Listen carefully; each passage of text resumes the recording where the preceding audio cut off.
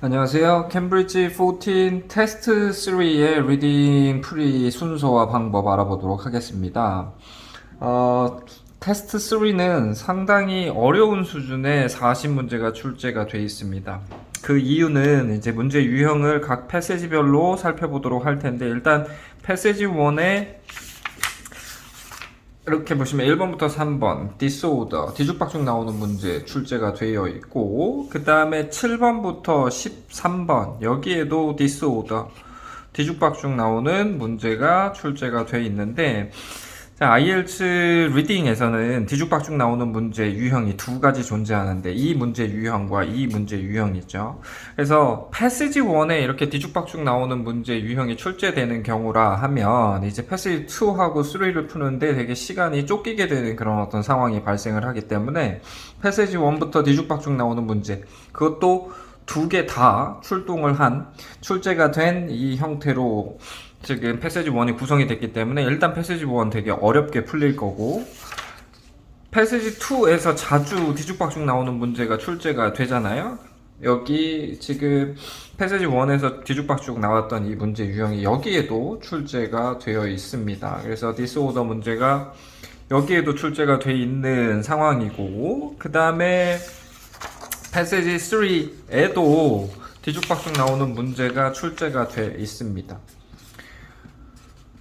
그렇다고 하면 지금 이 테스트 3에는 매 패세지마다, 매 지문마다 뒤죽박죽 나오는 이 문제들이 출제가 돼 있기 때문에 20분 동안 한 패세지를 다루면서 이제 풀기가 상당히 어려워졌기 때문에 전체적으로 난이도가 되게 높게 책정이 될 수밖에 없을 것 같아요. 그래서 일단은 테스트 3가 이렇게 뒤죽박죽 나오는 문제 유형으로 매 단락마다 구성이 돼 있다는 거를 알고, 패세지 1부터 시간 관리를 철저하게 아주 잘 하셔야지 60분 동안 40문제를 다 풀 수 있을 것 같아요.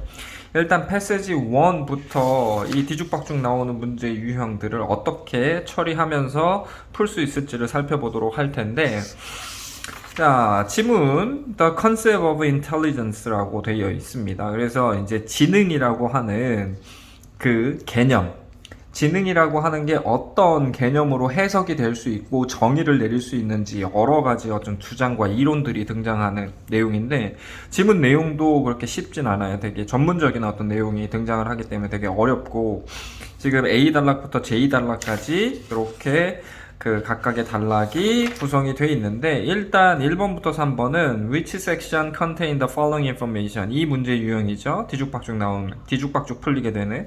그래서 1번에 있는 이 인포메이션이 A 단락에서 J 단락 중에 어디에서 언급이 됐는지를 찾는 건데, 1번에 있는 이 인포메이션을 찾기 위해서 A 단락부터 J 단락을 다 읽으셔야 돼요.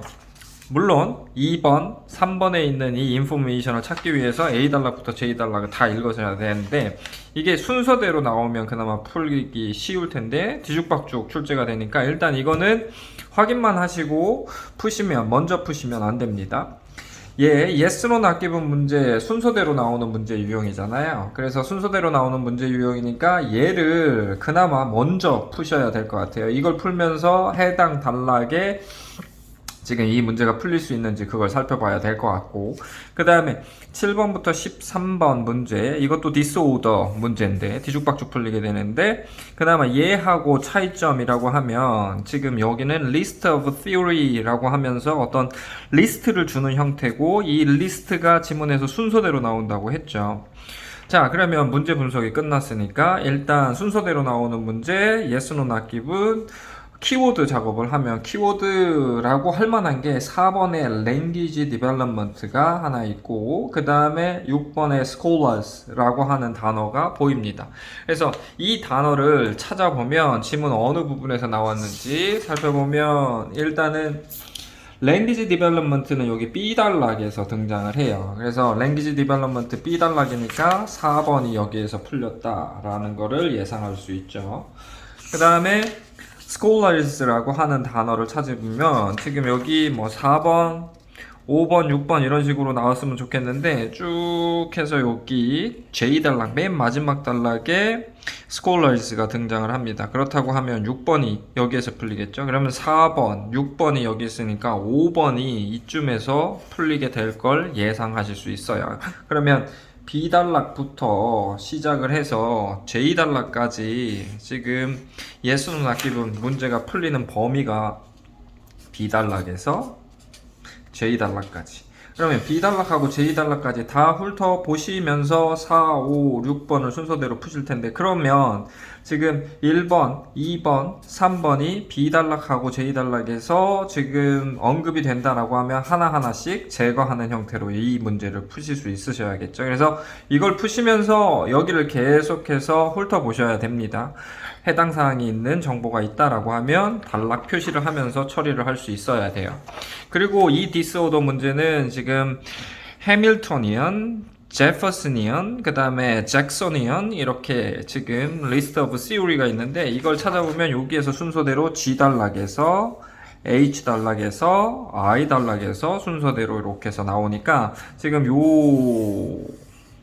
부분이 지금 요 7번부터 13번, 7번부터 13번이 풀리는 구간인데, 이게 7번에 있는 이 내용이 잭소니언 여기에서 출제될 수 있고, 8번이 여기 뭐 제퍼소니언 여기에서 출제될 수 있을 수도 있어요. 그래서 이게 지문에서 순서대로 풀리는 게 아니라 얘만 지문에서 순서대로 나오고 뒤죽박죽 풀리게 될 테니까 지금 요 부분을 좀 집중하시면서 요 문제를 풀 때 여기가 어디입니까? G단락, 그 다음에 H단락, 그 다음에 I단락이니까 요 세 단락을 읽고 이 문제를 풀 때 여기에서 지금 G, H, I에 해당되는 인포메이션이 있다라고 하면 요걸 또 제거하셔야겠죠. 그래서 크게 보면 B단락부터 J단락에서 이 yes, no 악기분이 나왔고, 그 사이에 G, H, I 단락에서 이 문제가 나왔으니까 이걸 순서대로 푸시면서 이렇게 푸시다가 계속해서 이거를 확인하는 형태로 푸실 수밖에 없어요. 그래서 이거는 20분 동안 풀기 상당히 어려운 상황으로 지금 이 두 가지 문제 유형이 배치가 되어 있습니다. 그래서 이 두 가지 문제 유형을 어떻게 잘 처리하냐에 따라서 패시지 1을 20분 안에 푸냐 못 푸냐가 결정이 될 것 같은데, 이런 형태라고 하면 패시지 1이라고 해도 먼저 풀기보다는 맨 마지막으로 미뤄두고 패시지 2, 3를 먼저 푸는 게 더 좋은 전략이 될 수가 있어요. 왜냐면 패시지 1을 푸는데 13문제를 푸는데 시간을 25분 30분 썼다라고 하면 뒤에 쉬운 문제들이 있음에도 불구하고 찍을 수밖에 없는 상황이 만들어질 테니까, 이렇게 디스오더 뒤죽박죽 나오는 문제가 출제가 되는 경우는 일단은 이걸 먼저 풀기보다는 뒤에 미뤄두고 나중에 마지막에 풀면서 미처 못 풀었을 때는 그냥 찍기라도 하는 형태로 가실 수 있으셔야 좀 효율적으로 시간을 활용할 수 있을 것 같습니다.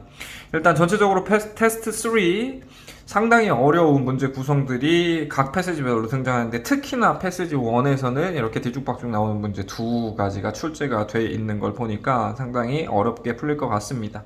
요거 주의하시면서 패시지 1 풀이를 하실 수 있으셔야겠습니다. 이상 캠브리지 14 테스트 3의 패시지 1 풀이 순서와 방법을 마치도록 하겠습니다.